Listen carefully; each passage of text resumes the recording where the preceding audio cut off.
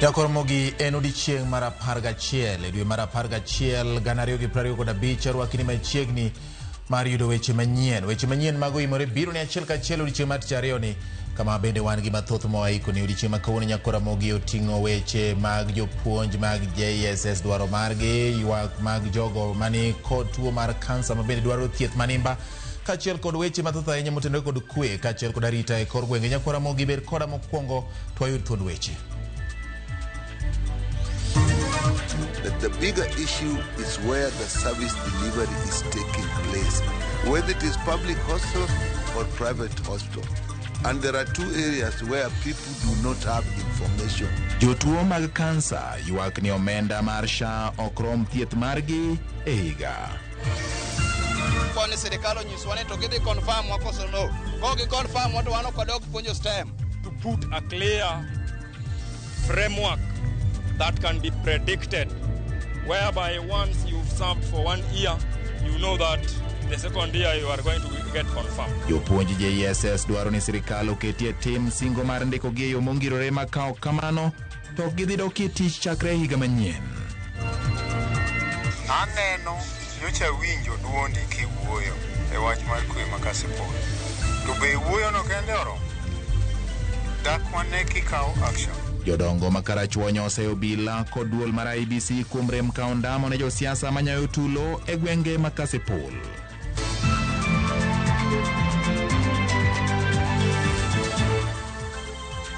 Machiegni Nyakoromogi bed thuolo mar ndiko na Kimi Apache namba en 33600. Facebook Ramogi TV Kenya, mbui mar X en @Ramogi TV KE, YouTube en Ramogi TV Kenya. Mi Apache Nyakoromogi kotenore kod weche manyien mawaiko ni otieno makawuono. Kopogore kod mano bende ne ni ywari machiegni bedo koda chakruok nyaka giko. Jaloko mare iluongo ni Belinda Phillips, nyinga en George Bati. Machiegni buch jotend migepe opodho kenge mopogore mar jiwo dongruok e pacho ka koting'o duoko piny nengo ma sirikal osebedo katiyo godo e gedo mag apeyni kod yore mamoko mag tudruok. E kinde romo mane ochwoe kom koda jatend piny William Ruto, buch jotend migepe bende oyango kenge ma owinjo tigo en ni counties odongore makare. E romo mar buch jotend migepe manobagi e par loch mar jatend piny Bure Nairobi, jotend migepe opwodho kenge magikoni biro konyo e jiwo dongruok e pacho ka. E chenro madito mag dongruok, buch jotend migepe opwodho kenge mag duoko piny nengo ma itayo godo gedo mag apeyni kod yore mamoko mag tudruok kaka yor neno ni othir mibadhi e pacho ka. E kinde no bende gipwodho chenro mar yaro apaya ma Muthaiga kadhi Kiambu nyaka Ndumberi, mabor ne romo kilomita 23.5 kaka yor duoko piny dongruok mag nyamburko e alwora mar Nairobi. Gikoni e thuolo mar higni 20 mokalo, chenro mag gedo mag yore mag tudruok koting'o apeyni osebedo ka ng'ikore kaluwore kod rem nono kaka chich mwandu ma itiyo godo e gedo dhi.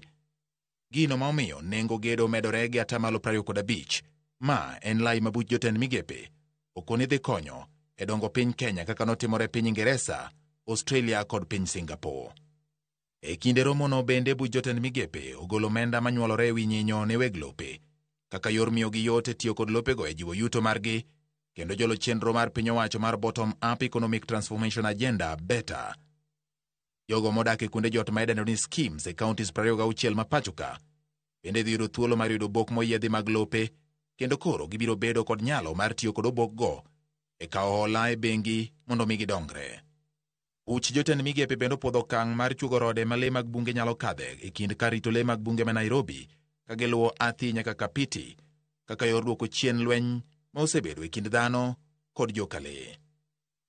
Kaka yor jiwo piny owacho mag counties, buch jotend migepe koro lieko chwalo dwaro ne od bura mondo bed kod paro mar chik mabiro neno ni omenda ma ichwalo ne counties otime kidienje ariyo, ka kidienje achiel en pok mar omenda mawuok e sirikal mamalo kadhi ne counties, to machielo en mar chwalo ne counties omenda mag kony kod hola, kamano giluwo ni dhi konyo e tieko deko mar omenda chopo ne counties ma osebedo ka ng'iko kendo thiro chenro mag dongruok e counties. E kindeno bende buch jotend migepe opwodho mondo piny Kenya obed kod mbetre mare e boma ma Vatican kaka yore jiwo tudruok e kind Kenya kod log tich mar jokopere ma Vatican e yore mag neno ni tudruok obedo makare kendo jiwo osiep e kind pinje ariyogo. George Bati, Ramogi TV. Thoth paro mag chik mauningo kony e keto e tim report mar NADCO pod omoke od bura mamalo kod Senate higa achiel nyaka ne gol report makamano. Mana paro mag chik ariyo kende ema jood bura osepuodho kata doko ni ne gisingo mar puodho paro makamago ahinya to paro mag chik maromo auchiel madongo e kinde iko mar ogai machon mar ODM Raila Odinga. Jafumbo marwa mar siasa Chris Owino kolonwa paro mag chik mag NADCO ma jood bura pod oninde higa achiel tok yudo ripodno.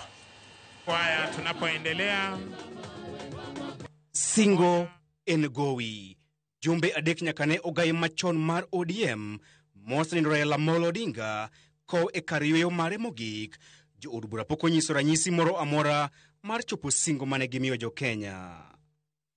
E kinde nyasi mar iko Prime Minister machon Mosni Raila Amolo Odinga e sub-county Mabondo e county ma Siaya, jatend kweth jood bura mathoth Kimani Ichung'wah kod nyaodgi mar kweth jood bura manok Junet Mohamed ne osingo mar keto e tim report mar NADCO kaka mich makende ne Mosni Raila Amolo Odinga. Kimani Ichung'wah na Aaron Cheriot, Your Excellency, hawa ndio wale wametengeneza ile report inaitwa NADCO.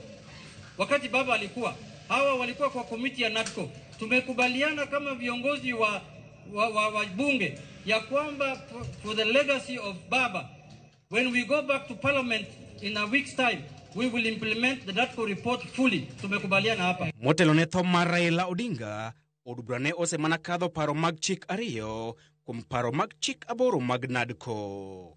Paro mag chik mag NADCO mane od bura osepuodho ne en mar chugo aput magwelo commissioners manyien mag IBC kod paro mar chik manyien mar kedo gi weche mag mibadhi. Paro mar chik no bende geno chugo duol mochung' kar kende mar Political Parties Regulatory Commission mar ng'iyo duond buche kendo wito oko bad migawo mochung' ne duond buche mong'ere ka Registrar of Political Parties. Report mar NADCO bende dhi miyo doho mamalo teko mar winjo kendo ng'ado bura ewi ng'or kata ywaruok e kind jokanyo mag duond buche kowuok e aput moyiedhi mar duond buche mosebedo ka winjo ng'ur makamago. E okenge mag tieko kuo mar ombolo, report mar NADCO ne dwaro timo lokruok ne chike matayo yiero pacho kae kendo goyo apisas mag yiero fwai mar $5,000,000 kata twech mar higni 5 kuom ketho mar deko lando duoko mag yiero. Paro mar chik machielo ne en mar chugo apis ma jatend kweth mobalo kod piny owacho, paro mar chik madhi tayo chenro mar kawo pach jopiny kaachiel gi mano mar miyo MCAs omenda mar dhi e rutaya. Thoth paro mag chik makamagi pod ni e somo mar ariyo mar od bura kata odoko ni report mar NADCO ne opedh ayanga dwe mar 3 higa mokalo. Chris Owino, Ramogi TV, Nairobi. Kweth maketo serikal tesre oseyo jatend piny William Ruto kuom telo marach kuom higni 3 ma osebedo e kom tend piny Kenya ka gisingo mar duoke dala yiero mag 2027. Giwuoyo e kinde ik mar Teresia Kariuki ma en min od JM Kariuki e kaunti ma Nyandarua, kama giwacho ni romo magisebedo go ken mag pogo lemo mag serikal kako osebedo kaliekore to en mar ikruok ne yiero mag 2027. Lydia Okeyo nigi mathoth. Ne en ik mar Teresia Wanjiru Kariuki, min od JM Kariuki mane en jasiasa e sirikand jatend piny Kenya mokwongo Mzee Jomo Kenyatta. Nyasi mar ikono ne oyuore gi kweth mar josiasa maketo sirikal tesre kama oting'o jatend DCP Rigathi Gachagua, jatend Wiper Patriotic Front Kalonzo Musyoka, jatend DAP-K Eugene Wamalwa e kin mamoko. Familia mar Kariuki opoyo min gi kaka miyo mano puonjo gi tich matek ka nyare Rosemary Kariuki opoyo gai Raila Amolo Odinga kuom neno ni oyudo lemo kaka jatend migawo e sirikand kaunti ma Nairobi. Jatend DCP Rigathi Gachagua oseotend William Ruto kowacho ni kuom higni 3 ma osebedo e kom tend piny Kenya, midhiero osebedo ka okoko piny Kenya kama oting'o rochruok mar chenro mag ohala, nek mar jomatindo ka koro singo ni riwruok margi biro neno ni jatend piny odok dala e yiero mabiro. Nimeona huyu Kasongo jana akilia akisema ya kwamba ati kuna wanaume 5 wanakutana ati kugawa serikali. Huyu Kasongo hana habari, amechanganyikiwa. Unajua tangu alienda pale Kisumu, pale Bondo kulia machozi ya uongo akisema atanalia mambo ya Raila. Kalonzo akaenda pale, Mama Aida na wote familia wakasema wanatabua Kalonzo. Huyu Kasongo amechanganyikiwa. Wakenya wametuambia tushikane kwa sababu umeharibu Kenya kila kitu. Watoto umeua. Wale wengine umesema wapigwe risasi muuu. Masomo ililetwa na Kibaki umeharibu. Matibabu ililetwa na Uhuru umeharibu. Ogai mar Wiper Kalonzo Musyoka osingone gibiro luwo mana yo mane JM Kariuki luwo mar kedo ne oganda kendo kwedo maricho matimore piny owacho ka bende oseo wach mar ne ratiro pok oyudre higni 50 nyaka ne neg JM Kariuki. Kenya hii haitaenda chini, Kenya itainuka. Kenya itainuka, na kwa hivyo musiwe na hofu yoyote. Vijana Gen Z mliuawa na hii serikali, na tuko tayari kuhakikisha kwamba, mimi naona as was mentioned in the Bible, the king, unajua King David ilifika mahali, I think it was God who gave Abraham that promise that they will never lack a leader. We are here to pronounce the name JM Kariuki. Mji huu will not lack a leader. Jatend DAP-K Eugene Wamalwa osejatend piny Kenya William Ruto kuom tiyo marach gi omenda jo Kenya kowacho ni ma en okang' ma oseweyo oganda jo Kenya kagwonyore gi pado. Kama unatafuta Wamalwa, kama unatafuta Kalonzo, wewe enda kule wa Munyoro, tafuta Rigiji uzungumza na yeye. Otherwise sisi tumeamua kutembea pamoja. Tulianza safari na Kalonzo 2 years ago. Mwaka huu kianza tukaungana na Rigiji. Na tunataka tuhakikishie watu wa mlima huu, watu wa Nyandarua, vile umetuona hapa tukiwa watatu na tuko timu kubwa ya one term. Sisi hatutawachana. Kasongo hatutafuta asitutafute hadi tumurudishe Sugoi kule alitoka. Min ODM Kariuki Teresia Wanjiru okete kare no Mario Mogik e county Nyandarua. Lydia Okeyo, Ramogi TV, Nairobi. Donjo motendre kod weche mag thieth ni atamalo 60 mag jotuo mag kansa tieko kumba margi mar thieth mar SHA kapok higa orumo. Gino makoro riwruok makelo ne ratiro mag jotuo kansa Kenko dwaro ni mondo loki. Jotelo mag riwruogno manochopo e nyim komiti mar thieth e od bura koni kwan mar jotuo mag kansa mamedore higa ka higa, nengo mar thieth owinjore oket manyalo konyo jotuogo. Report masani yango ni higa ka higa jotuo mag kansa 29,000 wito ngimagi ka ji mamoko 44,700 to yudo tuono higa ka higa. Judith Omondi ni kod mathoth ewi ripodni. Ma ne ng'anyo mar jotuo mag kansa mane obagie chak dwe mar 10 higa ni kane gisundo piny owacho mondo miyo bug agulu mar SHA e thieth mar tuo mar kansa. Wagonjwa wanakufa huko nje, tunaumia. E ng'anyo ni ne gichwalo ng'ur maggi ne migawo mar thieth, okumba mar thieth mar SHA kaachiel kod od bura. Kawuono jotuo gi kokalo kuom riwruok makelo gi kanyakla Kenya Network of Cancer Organization ne ochopo e nyim komiti mar thieth e od bura mar chwalo ng'ur maggi. E nyim komiti ni, riwruok mar Kenko kokalo kuom director margi maduong' oyango ni ma ohewo atamalo 60 mar jotuo mag kansa chandore ne chulo nengo mar thieth kapok higa orumo. Atamalo 35 tieko omenda ni e dweche 3 ma okuongo mag higa, ka atamalo 13 to weyo thieth chutho nikech ofuko gi otuo.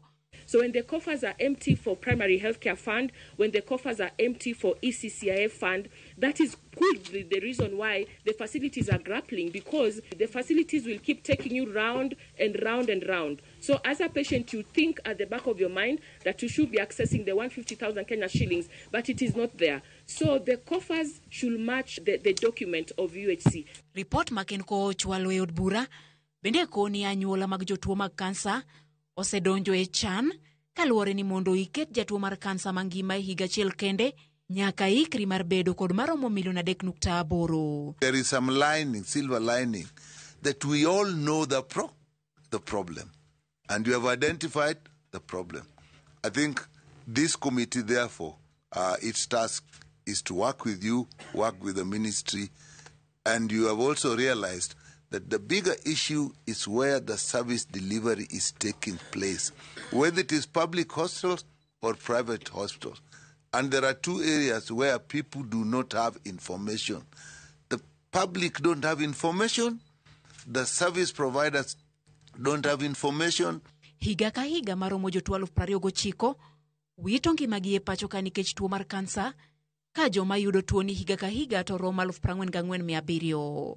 E okumba manyien mar SHA, jatuo mar kansa ni kod maromo 300 e okang' ma okuongo mar thieth e agulu mar SHIF, ka ne tuoche matama ma iketo e bwo emergency, chronic and critical illness fund, imedogi maromo Sh150 higa ka higa ne ot ka ot. Judith Omondi, Ramogi TV. Jogo manie sekta mar somo koni piny owacho onego med keto maino e tayo lony mar somo manyasani midendo ni CBE to chutho tiego jopuonjre tije mag lwedo. Gikoni kata obedo ni migawo mar somo osegoyo okang' e chenro makamano, dwaro pod nitie mar chugo kuonde tiegruok midendo ni resource centers e counties duto ma Thurka Joja oko nigi ler mathoth kowuok Mombasa. Ma en ranyisi mar nyamburko ma jogo manie sekta mar somo koni kaber to jopuonjre matiegore lony manyasani midendo ni CBE onego bed ni puonjre godo kaka achiel kuom tije mag lwedo. Jata tije e kituo mar Gravity CBE Resource Center koni midhiero mantiere en ni gik maket kod mago podi poko chwale sikunde mag junior secondar, gino makidek kelo pek ne jopuonjre go kosego okang' mar dhi e secondar mamalo. Like now, one of the learning areas in senior school is power mechanics.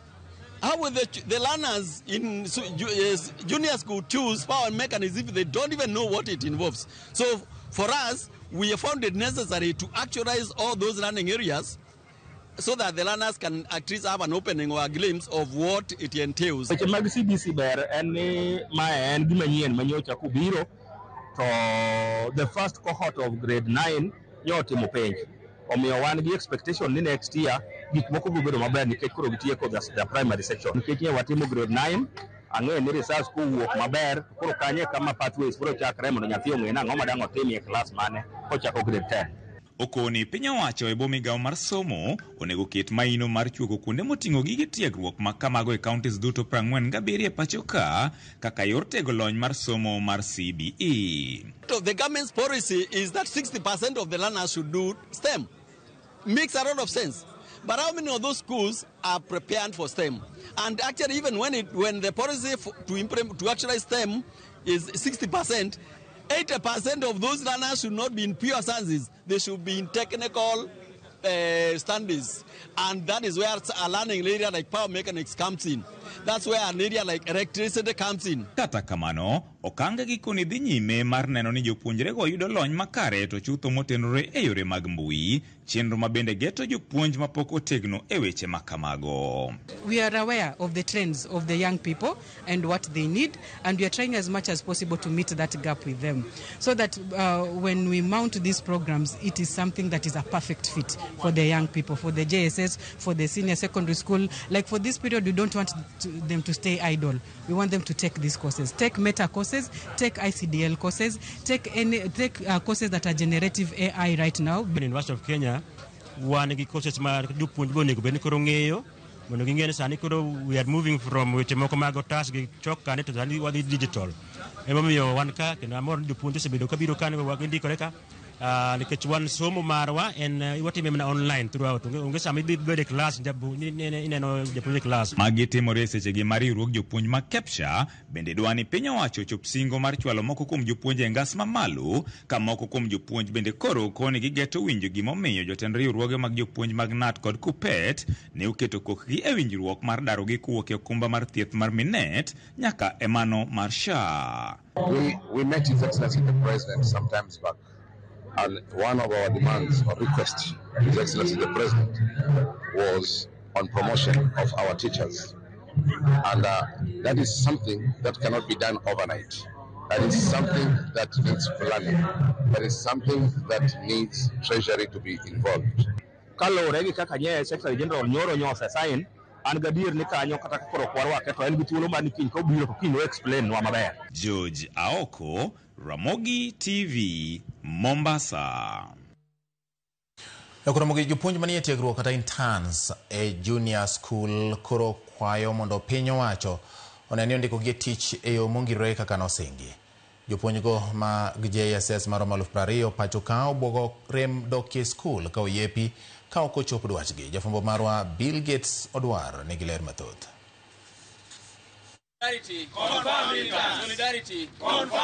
Jopuonje mag interns e sikunde mag junior sekondar obwogo weyo dok e puonjo ka oyaw sikunde higa manyien poni piny owacho kochopo singo mar ndiko jopuonje mag JSS e yo mongirore. Kuom mano wakwayo sirikal ni mondo koyie to gimiwa lek mane wakwayo mondo miwa yude confirmation oketwa e tich mongirore otimre, nikech ka mano onge to ok wadhi puonjo yo makare. Gikwayo achiel ne sirikal, jopuonj gi thagore nikech gin gi family to pok gibedo confirmed, fet gi bende pok onyisgi. Kono kwa ni sirikal onyiswa ni to gidhi confirm wa koso no. Ko gi confirm wato wano kwa dog puonjo STEM. Nyithindo go koro wabro weyo lwet sirikal koro dhi puonjgi. Wano kwa ni sirikal kel pesa mondo wabed confirm ogol power. Giwacho ni ogikore mar dhi nyime kod puonjo ka piny owacho chulo gi mano osara maromo Sh17,000 dwe ka dwe. Giwacho ni gisani oging'eyo kama piny owacho ketogi e kinde ma orako mane omigi kod piny owacho chiegni rumo, to piny owacho bende pok ondiko gi e yo mongirore. Sani en pesa matin kabisa nikech an intern teacher kaka an gi dhako, an gi nyithindo. To pesa ni seche moko tama dak gi jogi kaka anyada kodgi maber. Koro nakwane ni sirikal koyie giketa e thuolo mongirore mondo adag japuonj maber manyadhi puonjo nyithindo maber modak kaka japuonj. Teachers are stressed, and if a teacher is stressed, there is no content delivery that can take place well in classroom. Because if you go back at home, most of our teachers come from humble backgrounds. Ni wale waliambiwa waende wasome education warudi wasaidie wazazi. And then you find that someone is paying you 17,000. You yourself, you can't even get everything you want. Even the basics you can't provide for yourself. So, and the parents are back at home are expecting too much from you. En wach mojiw kod jowetegi e kaunti ma Kericho ka giwacho ni ndiko gi e yo mongirore biro miyo gi thuolo mar yudo thieth kokalo e kumba mar SHA kaka sirikal dotimo ne jopuonje. The only thing we are worried about are two things. Number one, we don't know which facilities we are going to use. In line with the facilities, we also don't know if the teachers who have been collecting drugs on monthly basis are going to be catered for. There are teachers who have also been getting dialysis on weekly basis. I hope this cover will look into them. Finally, we also call upon the government through our TSC that they pay the facilities in good time so that teachers will be able to access good services. Kamano bende gidwaro mondo jopuonje mag JS ochung' kar kendgi ma ok ni onywandgi e riwruoge moko mag jopuonj e pacho ka. We are saying autonomy because we want the resources. Capitation must be utilized well. The administration must be able to understand the resources, to implement the CBC. Right now we are talking, there are no labs in the JSS. Teachers are suffering. The science teachers are improvising, teaching the science, and therefore autonomy is a must. Solidarity forever. Bill Gates, Odwar, Ramogi TV. Kowere kod ywak mag moguls nyakwara mogi kata jopuonj mag JSS to wadhieni motende kod weche mag arita kwe. Romo mar kelo thek gi kwe kind oganda jo-Turkana kod West Pokot nogore Luanda. Tok jotelo mawuok West Pokot rem chopo e romo makamano. Jakom mar duol ma ochung' ne kelo kwe gi riwo wi oganda jo-Kenya NCIC Samuel Kobia wacho ni gisebedo ka gitemo manyo kwe mochwere kind ogendini ariyogo e wi achiedh nade mosebedo kamako gi kuom kinde mathoth kamoting'o nok mar arita, laro kiew, kuodhok e kind chandruoge mamoko. NCIC osingo mar medo manyo yore moko mag kelo jo West Pokot e mesa mar twak ka migawo mar arita bende okwa mondo jware romo kamano kaluwore ni thoth lweny ma osebedo luwore kod weche mag arita. Conflicts arising from cattle rustling, competition over pasture and water, boundary disputes, natural resource conflicts, and revenge attacks. These conflicts have caused loss of lives, displacement of families, and disruption of livelihoods. The joint meeting did not take place as envisioned because as we have said, the only representative from West Pokot is Honorable Peter Lakachampong. The Commission applauds the leadership of Turkana County for their commitment and willingness throughout the entire process.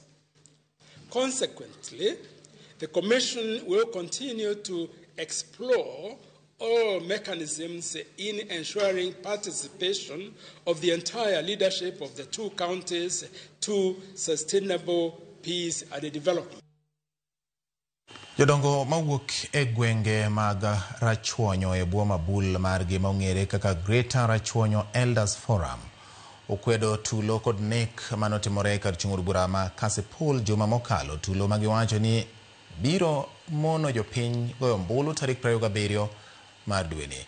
Jodongo go kawo telnegi kod jakomgi Fariz Ogada owacho ni tulo mosebedo kata osebed kineno Kasipul nyaka ne kampen chakre. Thothne ikelo kod josiasa mawuok oko mar Kasipul kendo kelo luoro e kind jodak makono. Jodongo go bende oseyo ahinya obila e kaunti ma Homa Bay kod duol ma ochung'ne yiero e pacho ka IEBC kuom rem kawo ndamo mowinjore mar kum ne josiasa makelo tulo Kasipul. Wakwayo Independent Election Commission man gi chik mar yiero kendo nigi chik mar loso gik moko duto nyaka yiero tim magi landi ni mae ng'ama oloyo okaw chik kendo rit chikgi makik wane ni gin gichung' bathe gichung' gadiera ka itimo gimoro ne candidates otim machalre konywa uru waywago sirikal okonywa waonge teko kwa sirikal mondo okonywa Kasipul obedo gi kwe Kijaka no chak independent onyaka yudo tiyo gi 20 onge ng'ama ogo wadgi mboro tiyo gi 15 onge ng'ama ogo wadgi an be mawuoyo kani nya tiyo gi 15 kaka kansila ok aneno kama koko wuokie. Apenjo county commissioner aneno nyocha winjo duondi kiwuoyo e wach mar kwe ma Kasipul to be wuoyo no kende oromo dak wane kikawo action nyocha winjo kiwuoyo motegno ka wakwayi ni kawane action kaw chik mondo bed chik marito jite beduru gi kwe eka ubiro yudo ombulu ma jo Kasipul biro miu mondo kaw kar mosenindo Jaliso Ng'ondo Were wabiro yiero ng'ama biro tero wadongo to ng'ama ketho dongo. Akora mogi wakaw yueyo marwa mokwongo weche manyien mag imore tinende ni erokamano kuom medo keto Ramogi TV kendo yiero Ramogi TV. Bati aneni makare ahinya e weche manyien kendo aneni maler mano Felix Ochare kantiere kanga. Erokamano ahinya anoka sirikal ondiki jopuonj mag JSS mondo jopuonjre mag JSS owebedo kod ng'ikni masaka sa. Roni Edinat kawuok Obembo ema wacho kamano. Erokamano Kennedy iwacho neno Ramogi TV gi familia mari untiere gwenge mag Homa Bay kamiluongo ni Ngeri. Erokamano kuom yiero Ramogi TV. Sharif kantiere Alara Nyambija gin gowadgi Valen kod Griff Ramogi kelonwa weche manyien maber ahinya kendo maler. In bina mi puoch gi pak kuom kete Ramogi TV. Anno ka ji medo ndiko e okenge mopogore opogore. Aworo Kenya kaka is a country full of problems yet we have leaders. Mano ondiko kato ko wacho na nyinge ni en ng'ama chalo nade mondiko kamano. Benta Adhiambo koni SHA winjo non malongo kaka jotuo mag kansa ywak no winjo non malongo mondo kik midhiero omede hinyo oganda nikech kata mana joma ok ywagi samoro ntiere gi rem e chunygi. Kiberian Tosh ka intiere Kibra kata Kibera wacho ni okay inin gi wachni mwinjo inyalo wacho e baraza mar jomatindo kech mano kuyienwa ka. Then aneni maler ahinya gin gi japuonj Dan Kaoro wacho ni amor kendo amor kaka weche manyien medo donjo. Bati an Julia Ngwen mar yaw pachi kwa bwae nyoniang sirikal otime gimore weche mag tho matimore pacho ka nikech debed kuong to da oseyudgi. Erokamano. Nyandori kawuok yaw Arusha jo Kenya wanenuru mos piny rach mane gima wacho ne jo Kenya. Woodrongo kawuok Kisumu, Awuoro kasani Gachagua nyalo luongo Ruto ni Kasongo, Awuoro Kenya, weche tek. Ano kama makamu mano director mar broad based government Western Kenya Region and International wacho ni wan kako ganda luo a ODM iwuoyonwa gi Dr. Oburu Oginga party leader gi Gladys Wanga national chair, to a government iwuoyonwa gi ji ang'wen, Mbadi, Wandai, Rei gi Atandi, to House of Lords iwuoyonwa ga Nyang' Nyong'o kachiel kod Orengo. Mano kaluwore kod makamu emondiko kamano. Erokamano nya Soja Shemotho wacho ni bati lweny ma Kasipul no rach matek koko ok nyis lony mora mora. Jok mane onegi onego yud ratichgi manonro tim makare. Wach mar ariyo, tuo kansa, pressure kod sukari onego sirikal othiedh nono. SHA should cover fully all lifestyle diseases, wacho kamano. Erokamano ahinya in bende Otho Shem. Okela roch majakiranda weche ni tsunami amora ahinya, Ramogi TV ler ahinya kendo choponwa e yo makare. Kenya okethore nyaka koro ng'iye malong'o. Yiena mondo ka uyuyo gi kanya koro Ramogi pod aduogi mathoth e weche manyien mago imore. Tinere ni ma en Ramogi TV.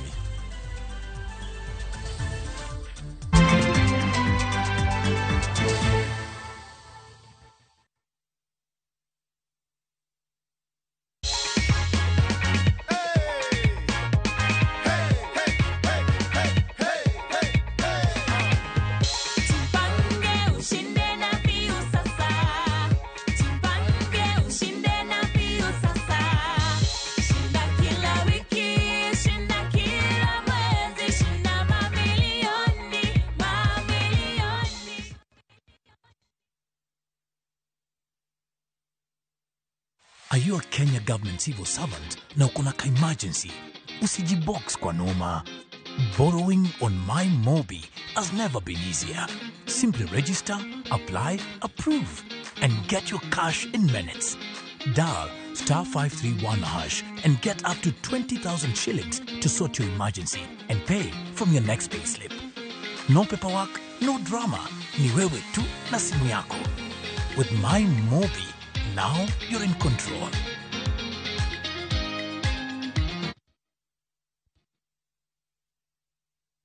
Teke na Wigo Boda. Chanua Jam, fika on time at the lowest charges in town. Va helmet and ride in style. Ni safi, ni safe, na ni easy kwa mfuko yako. Wigo, your trusted ride. Download the app now. Ama SMS Wigo to 20425. You'll fike right on time. Wigo, your trusted ride.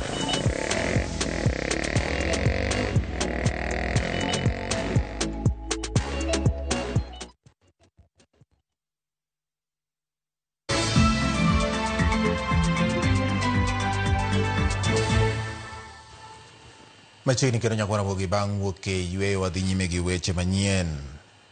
Ikruok mar tielo mar abich mar nyasi mar piny luo ma osebed ka itimo higa ka higa dhi nyime kaunti ma Migori. Kaunti ma Migori yudo thuolo mokwongo mar bago nyasi nyaka ne chake. Kaunti ma Migori higa ne bago nyasi no mar piny luo e tielo mar abich. Nyasi bendi gene koro dhi kelo oganda luo ma wuok e piny Kenya kaachiel kod pinje mamoko.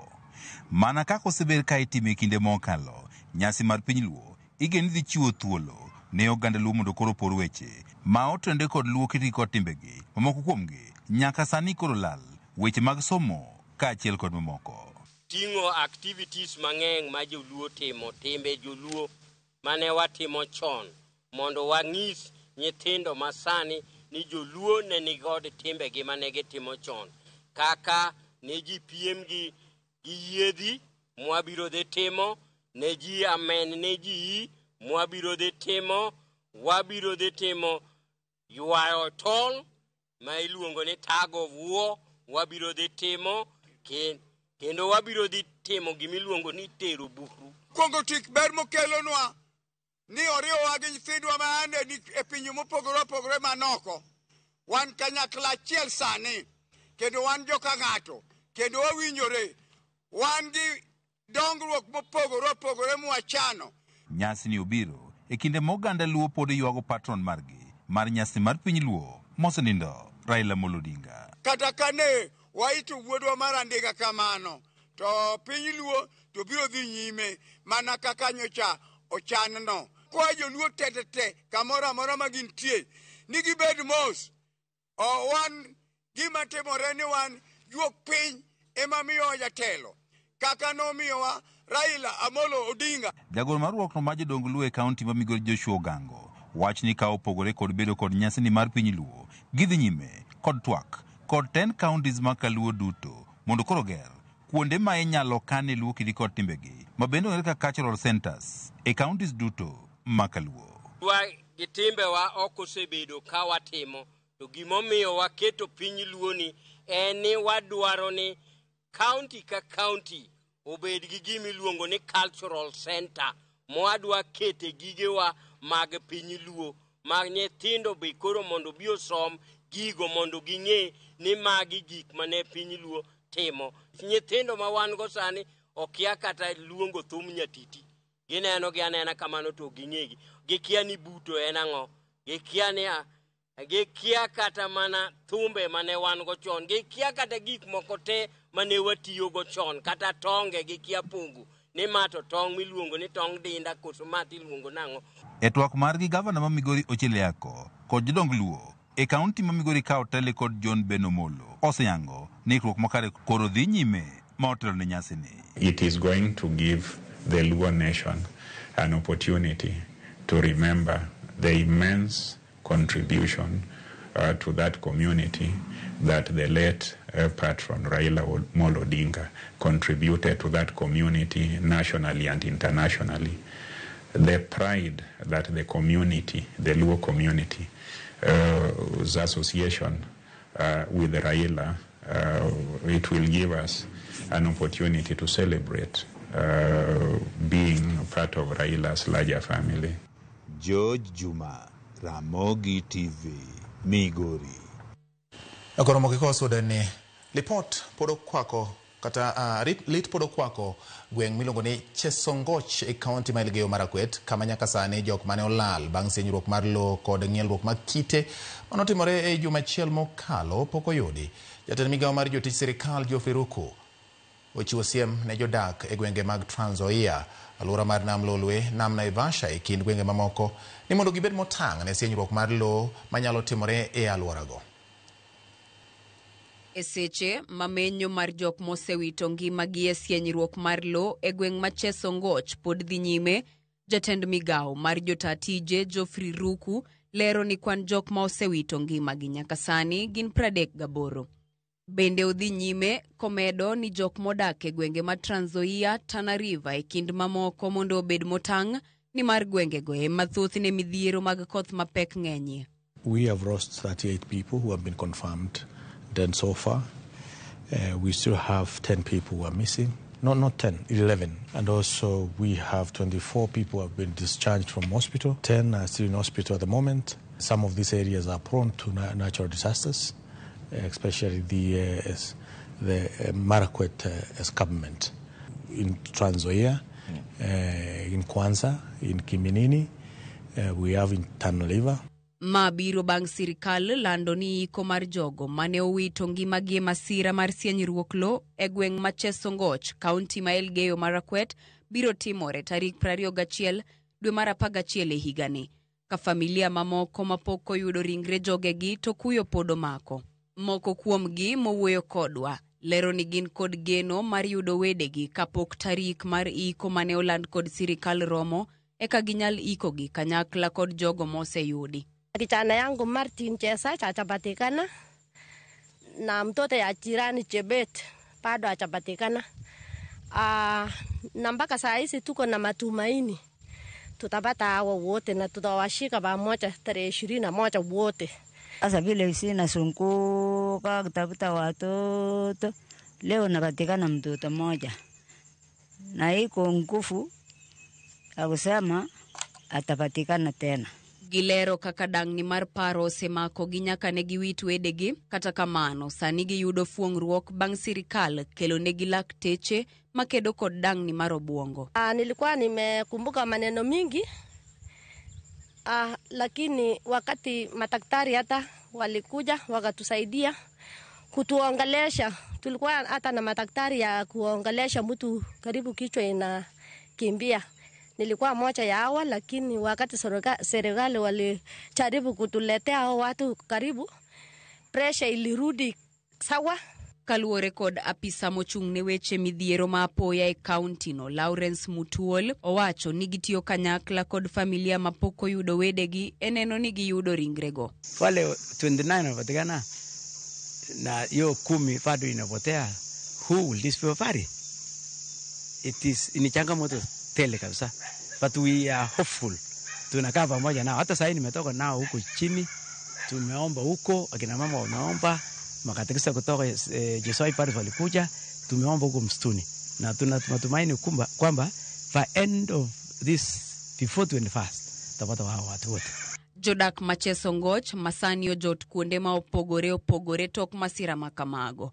Kwayo sirikal mondo nyal miyo gi kamoro machielo maginyalo keto e miere ni mar kuondegi mag dak masira osiko kalimo. Tunawaomba kama kuna bahali wengine foresi ya Kenya, saidia, utusaidie, mtupatie shamba tutoka hapa twende tuishi huko bahali pazuri, ili kwa sababu hakuna shamba lingine naweza jenga nyumba. Ni hapo tu ni bahali pangu yenye naishi na watoto, na sai watoto wenye wamepaki hakuna wenye wanaishi. Elizabeth Ajode, Ramogi TV. Ramogi e chenro mar ng'e gwenge wa makawuono. Ng'wech dhi nyaka gwenge mar Rarieda e kaunti ma Siaya, kendo ng'e gwenge wa go touch kamiluongo ni Nyilima. Kaka pile, Millicent Adhiambo konyo e nono matut sigana mar gweng'ni.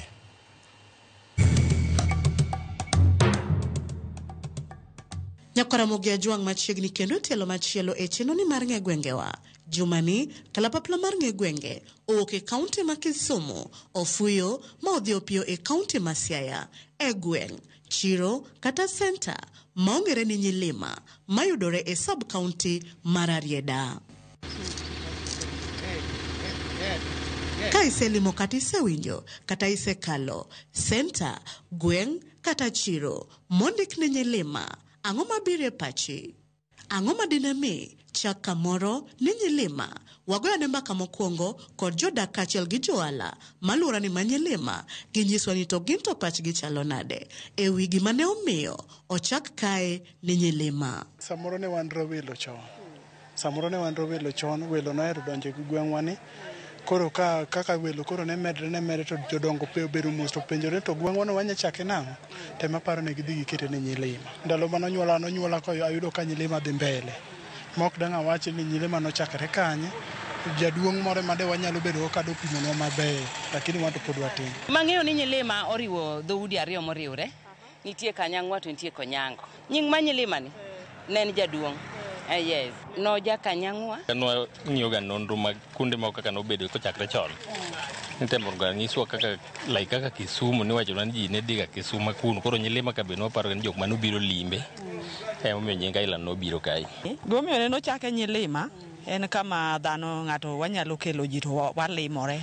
Bang' winjo paro mopogore ma johala kod jogweng' oselieko e wi gino magiparo mane omiyo ochak kae ni Nyilima, we koro wawinjane ni adieri kod kuku mar wach ni kanye madinami chak chiro center kata gweng'ni ni Nyilima kowuok kuom jodongo mane nitie kendo kaka ne ochakore. Nying ma Nyilima mupenya nodwang'e ni kuma nochakre. Joma nobiro ka ne gin Warabu moko ma black ne gin nyithi slaves mamon to gi chwo ma Arabs. Ndalo mane mak during slave trade. Bas kane Ramogi akocha malu kuma no ayo Sudan kucho. To jogo noluwo bang'e.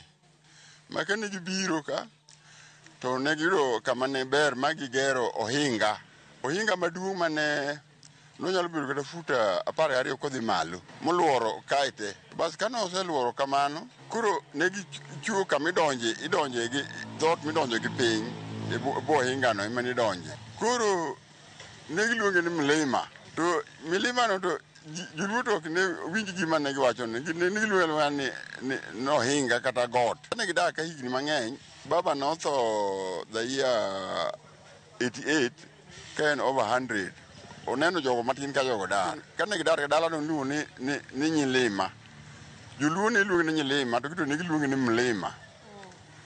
Koro the difference ko onge ngama nonge koro ne gikawo ni each side was right. Mane kaka nying no nochakre. Gweng, chiro kata senta ma Nyilima. Humbe landore kod weche kata timbe mage. Dawach jo Nyilima onge ge huma moro ma onge huma moro ka. To gima timo wadagi wapuro wapidho jamni apa ni mage the main thing kaka wadak. Pur gi pidho jamni.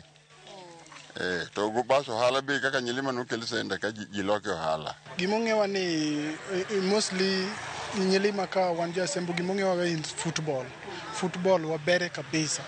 Kendo mpira puonjo nyithindwa oko mano be gimwatimo to bende oseting'o nyingwa malo. Makata sani wan gi team moro kani Dero FC. Osagocho nyaka gi Gor Kogalo, FC Leopard. Wasebedo ka wating'ra ting'a malo in the name of football. Nyilima wang'ire ni mokwongo wan kod sports ground uneno. Mwakanyo mpira gore kabisa msa hivi karibuni nwapo ka jo Gor Mahia nobiro. Jogi no tugo kae manen mpira bene gigore mna kod wan kod jo iluongo ni jodero. Like sports, wan gi pap ka ituge mpira, timbo be timo maber, wan be wa motivate players, waero gi kech gin jo ma igweng. To bende Nyilima osenyuolo dongruok e ngima jodak kaachiel kod johala makae. Ute ne gin mag lum to gisemi matinde ng'eny. Kibaki muketo nwalam ka. Bang' Nyilima kuro ger schools mang'eny around Nyilima ka. Ji ogero plode to koro ji time business to giyudo their income that way. Ndalo manonyuola manadongo lam ni ne onge. Sana nyalo wacho ni lam wan go ka to lam ni ema paro ni uchako kelo Asembo ka ing'eni wan wanyiewo mana simiti. Sani od lo ok inya yudo e gweng'wa ka. Wan ute te obedo plastered. Magi gik manyalo wacho ni beyo na e Nyilima. Nyilima wan kod skunde, wan kod kaminogedo piny ka, to wan kod kamalumbe malo kae. Kamalumbo chiel maber makune to nono kolwore mna kod sing'enge. Yes, kaminogedo be podi to obiro lose nikech jatelo mwan go en ng'ama ber iluonge na Godi Konyango. Osetiyo kabisa mabe waneno gik motimo. Pap nyochiel nwa bende wageno nyocho bio wajno kan odwa bedo pap maduong' kabisa ni dwa luore kod perimeter wall. Koro gima pok waneno entire mabe wang'eno wabro yudo e Nyilima. Ndara be waneno ndara no kenwa maduong'. Wan kod nam machiegni ka. Wanyalo biro chamo rech kaka in midwaro. Wan kod library wan kod library ma kifuo ka nyathi ofuo to fuafua kende but Nyilima nitie kod library. Chon nochandre ni wach pi sani nitie pap ka nitie pap ochiel kwa biro neno mpira wabedo kama obedo secured gik moko ailago. Ute ne onge malong'o ti investment otimre mang'eny ma ute beyo stima nitie ndara nitiere koro waneno ka development nitiere e Nyilima. Anya neno pap, anya neno lam ka bende ber, anyalo neno yaw ne wan godo kucho bat achandra no dhib no dine. O jatendwa no dhi bene no golo nwa chan. To chon ena chuodho makra dhok ne nyalo yoro. But sani dhiang' ok nya yore nikech otut. E sama johala kod jogweng' kwano dongruoge achiel ariyo adek, rem kod kwayo mage magin go magigombo ni ka sirikal okele alwora ni Nyilima to Nyilima biro dongore mametni chal kod kuonde mamoko. Wayuak ndara madhi luak wayuak mondo Honorable Gordon Onguru ong'inwago kata kaponi nitie kama onyalo lose weye to mako keyo bolos nwago. Wayuak nikech waluoro mana mabor yo ka gombo koche kwa chop luak. Wadwaro taya, wadwaro chiro moro mabet duong' nikech chiro mwan go tin. Koro wadwaro chiro moro maduong' to wagombo taya moro mamenyo gi malach kech an go hotel ka ino hotel achal. To waloro samoro chon kaponi tayo dhi off, kaponi gino dhi off to waneno waloro chon.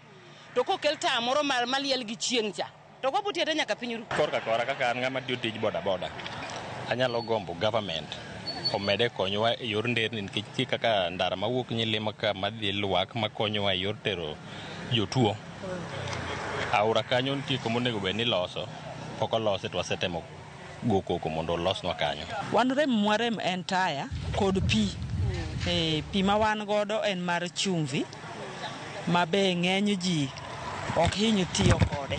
Nyakaramogi mana kamano gi kanye mwachopo godo e giko machielo ma kawuono e chenoni mar ng'e gwengewa. Amor ni kawuono ka ilimo ikalo kati winjo nitie kamoro miluongo ni nyilima ting'eyo gimomiyo ne ochake kamano. Omiyo kik idhi mabor, med kete mane wang' jowi mari mar Ramogi nikech ka ema juma manyien aduogo ni kod nono mar gweng' machielo. Oriti masani, erokamano kuom bedo kodwa, nyinga Millicent Adhiambo, kata kihero inyaluonga ni Nyaboma.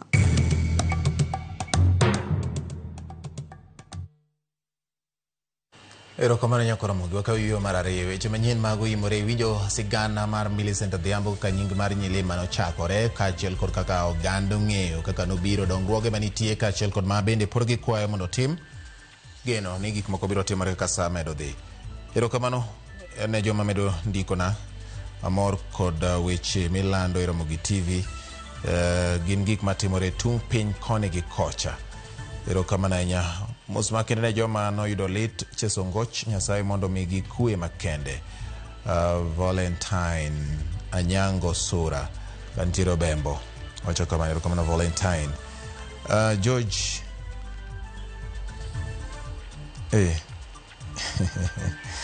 ng'ato penjo ni jajuog piti be irwako e nyasi mar piny Luo. Odwa yuore nyasi to kondiko nyinge koro kang'eni kiwinjo be ndika nyingi nikech koro kikawo register tikawo register ma nyingi nitie mondo jopiny ong'eyi bende ni nyalo tugo.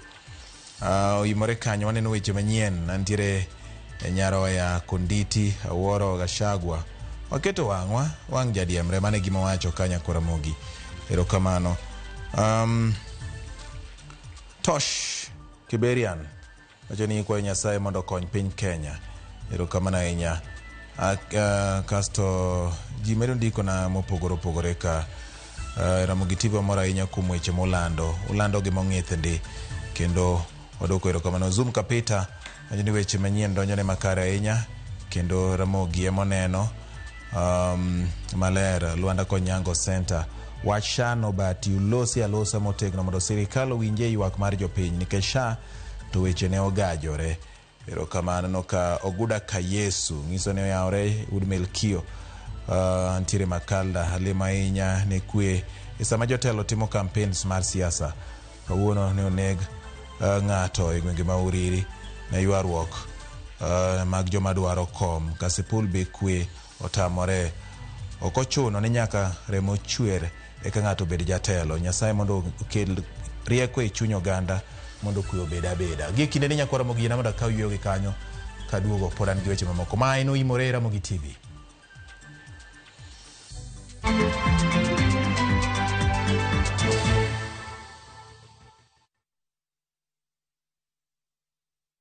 This festive season, begin a story. Qatar invites you to experience a different kind of magic, where every moment feels new, every sunset feels personal, and every traveler is welcomed with warmth. Discover Doha with our festive Qatar getaway from the 23rd to the 28th of December from just $1,385 per person sharing. Explore the dunes and the inland sea on a thrilling desert drive with a barbecue dinner under the stars and wander through the charm of Souq Waqif, where tradition meets the modern pulse of Doha. View travel, moments that matter, memories that last.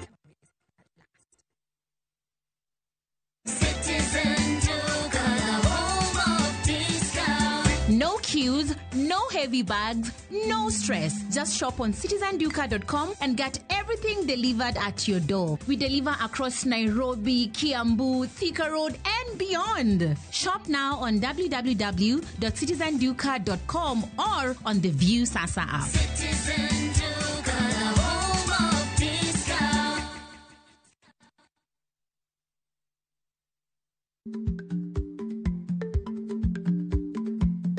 Jarikni jamuod nyoyo gi goyo. Ma tiende ni dhi matek ma ok inono maber samoro nyalo miyo ng'ato midhiero.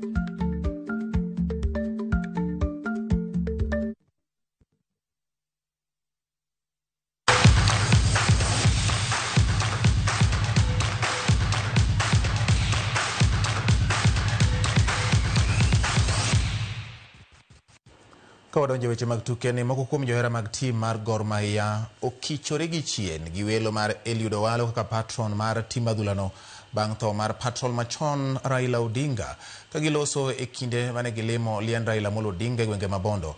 Gikwayo jakom margi Ambrose Rachier mondo oluong romo moting'o jokanyo kod jodito mag Gor Mahia mar walo jal mabiro bedo patron manyien. Jafwambo marwa James Opondo nigi ler. Ilaksa abich mar okinyi, johera mar Gor Mahia nomolo kang'o ka Jaramogi gweng' ma Nyamira e kar chung' od bura mabondo mar kuyo gi familia mar Odinga.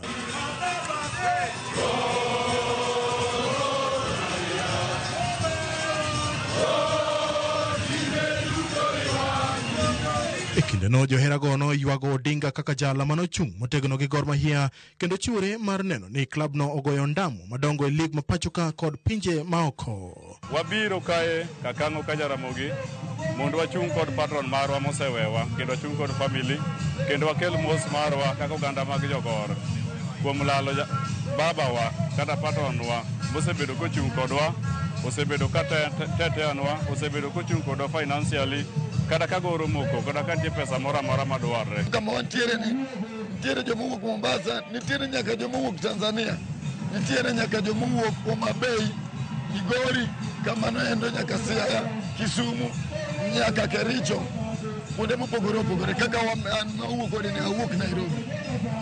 To wabiro ka kaka nyithi Gor, kaka nyikwara Modi mar mondo wabiro wako patron marwa.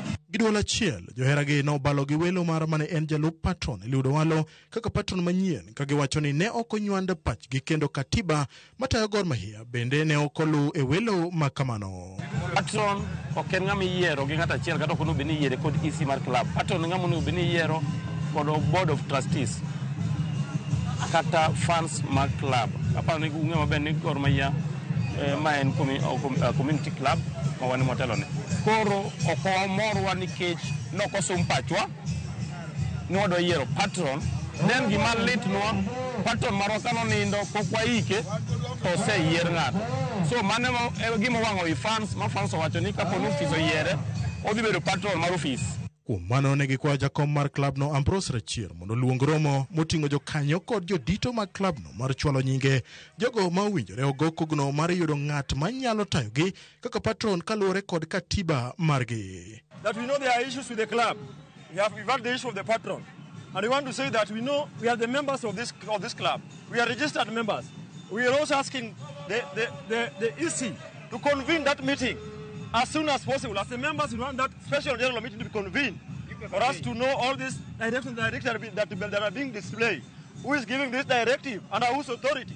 Because we have the constitution. As a member, if this thing is not going to be done, I'm going to petition these people. Magibiro e kinde matend club no nosewalo Eliud Owalo kaka patron mar Gor Mahia ndalo manok bang' ik mane en patron machon Raila Odinga.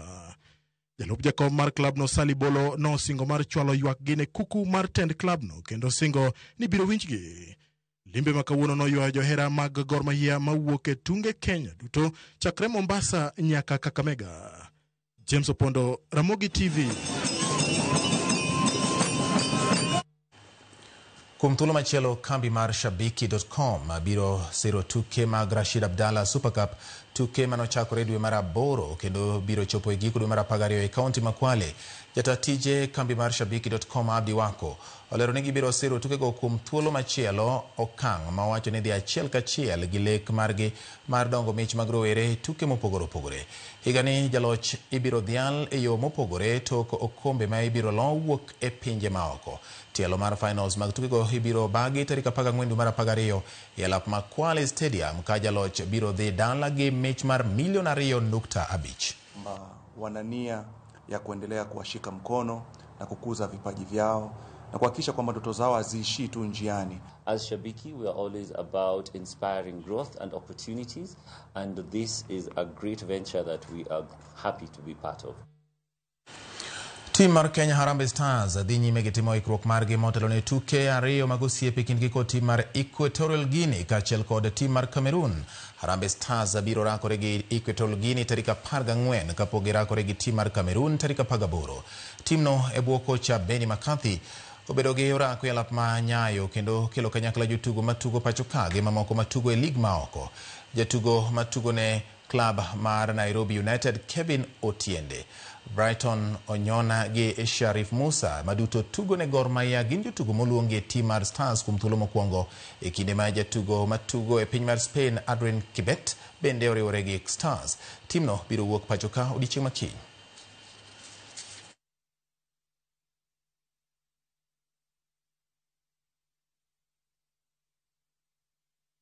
Excited because everyone knows it. It's a dream for everyone. Every young kid playing football is dreaming one day I represent the national team. For me, nimepatiwa chance. I'm really excited because in that process of accepting that, yeah, I'm here. Your disbelief inaanza kuisha, naanza kujimotivate niseme, this is the time. Ni friendly mbili poa. Kuangalia kwa kujaribu kutest quality yetu as individual na as a team pia. So I think leo ni tizi ya kwanza. So I think from leo ndo tajua, but mentally nasema tuko prepared on what's ahead na naomba itakuwa poa hizi game mbili. Very strong opponents that are preparing for AFCON. So we definitely got our work cut out for us. We've taken a little bit of a different approach. While they're focusing on AFCON, we focus on the development of a new crop of players. There's some really good local players that have been performing week in and week out. We wish we could have picked a couple of more, you know, because there's some really players on form at the moment. Riwruok matayo tuke mag taekwondo komakore gi migawo ma ochung' ne weche mag tuke osechako keto chenro mang'ith mar bago tuke piny mangima mag jotugo ma higni piny 21 ma ibiro bagi e lap ma Moi Stadium Kasarani e kind tarik 3 nyaka 6 mar dwe mar 12. Tim Kenya biro ting'o jotugo 16, 8 ma nyiri gi 8 ma yawuoyi ka gin gi geno mar timo makare tuke mag piny mangima mibiro bagi Kenya kuom thuolo mokwongo. Jatend riwruok matayo tuke go e pacho ka Suleiman Sumba olero ni okang' mar Kenya bago tuke gi moyuayo pinje 80 en ranyisi ni Kenya goyo okang' maduong' e tuke mag taekwondo. Tim Kenya biro dhi e piny mar Cote d'Ivoire kuom jumbe 2 mar timo rako margi kapok giduogo pacho ka motelo ne chakruok mag tuke go.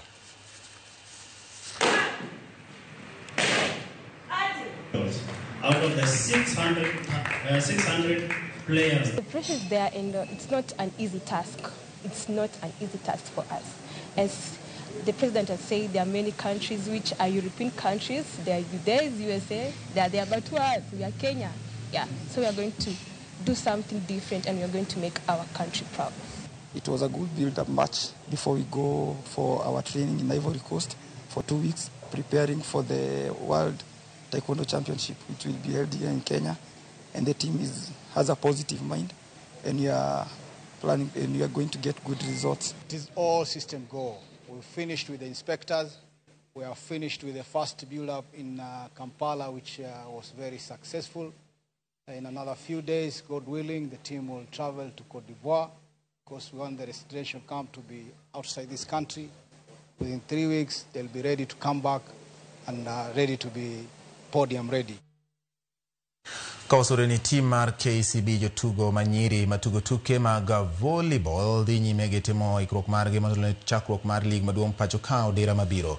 KCB magin joloch mag tuke Kenya Cup biro chako tuke mag lig gi tim mar Prisons, tugo ma igeno ni biro bedo matek tweta. Bang' tugo kuom thuolo matin e piny mar Qatar, Mildred Cherop oduogo kendo biro tugo ne tim mar KCB ka kocha Jafet Munala lero ni jotugo osebedo gi ikruok makare ka gigeto chako season maber.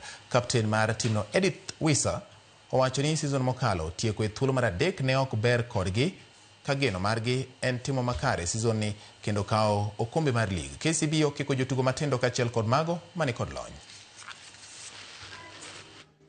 The team is very well prepared. The team, all the players are in good shape.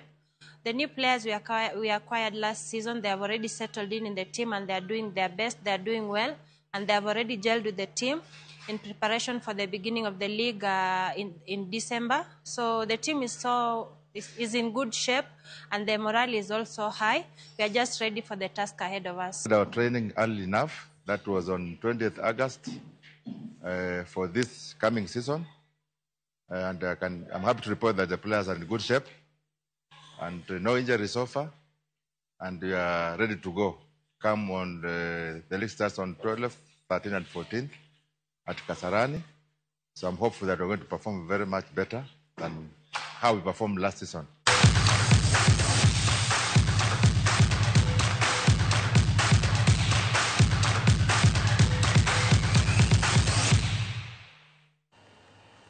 Nakoro mogiro kamano kumiero Ramogi TV chakruok nyaka giko dakika en adek bang' saa 4 mar otieno weche manyien mag imore chope giko to mana nikech in bende serowa wasingo mar medo timo duto mar neno ni yudo adieri mag weche matimore gwenge ma opogore pacho ka achiel kod gwenge mogo kodwa tong' mondo ibed gi adieri mar wach gi ng'eyo matut. E thuolo ni kapok atieko wang'iye mana ji ariyo adek moko ma oro na ote magi Bahati Ken kantiere Uyoma wacho ni intiere koda Joseph Mara gi Ougo ineno Ramogi TV mbele ahinya un gi minu erokamano Elijo Molo Nyangwara mar Karachuonyo ere kaka itudruok gi jo Ramogi en achiel kuom jodongo openjo kamano paro ni Ali Abich winjo wachno kowuok e gwenge mag Homa Bay.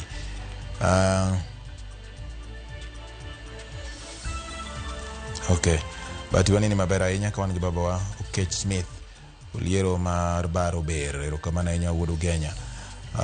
Alois Abura kawuok Ombei Masara School puoch gi pak ne joramogi kendo amoso joga te pin namba mar Sara awuor osiepe na duto te gi jo boda Masara te mondo gikaw mos makende erokamano in bende ka bende aneno ka makamu ng'isa ni bati aning'e ni pok anindo nikech Ramogi TV ni gima chiewa to bende mami adok kode nindo nikech ukelo weche mami abedo gi ng'eyo matut ahinya wacho ni wan kaka oganda luo e ODM imiyo mana wach gi ji ariyo mano kaluwore gi makamu wacho ni Oburu Oginga party leader gi Gladys Wanga national chair to a government mana e sirikal makamu wacho ni ji ang'wen ema kuwuoyo to chiko it gi chiko ne gi ite kendo winjo mano Mbadi Wandaire kachiel kod Tandi Meli kaso wacho ni nitiere jomoko ariyo bende yudore House of Lords kako luongogi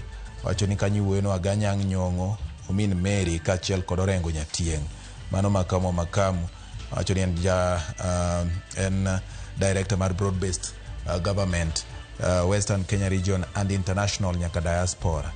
Isaya Koranja Jaruwe wacho ni bati aneno news mos erokamano ahinya jana Maus Ngege ntiere koda Karungu wacho ni aketo Ramogi gin kod Dr. David erokamano Chinja Kosege ng'isa ni Eugene Kalonzo kod Rigi G owe Ruto oti tije mondo tieki siasa biro 2027 mano kaluwore kod Ochieng Jakosego to lela ng'isa ni Ramogi TV lera ahinya winji gi Bishop Genga Chief Osuta Jo Olima gi Maliela mano kanyo endo gine gwenge ba God Kwero erokamano ahinya Bishop Okoth ko wuod Nyasaga bendo kodong chien en bendo nena Mama Daisy mar Okwala kachiel kod Mrs. Waringa mar Madea duto te okete Ramogi TV gi min Ben Mariala gi thuolo ni nyakwara Ramogi yena monda lore ya mosiro weche manyien duto te poch gi pak reporters magwa director mar iluongo ni Georgia go picha mara Levis kachiel kod bende jaloko mara iluongo ni Belinda Phillips nyar Gemoremo nyinga en George Bati waromo kende thuolo machielo ka kamano sani to koro in bende kudri kiny bende mano dichieng' uriti masani.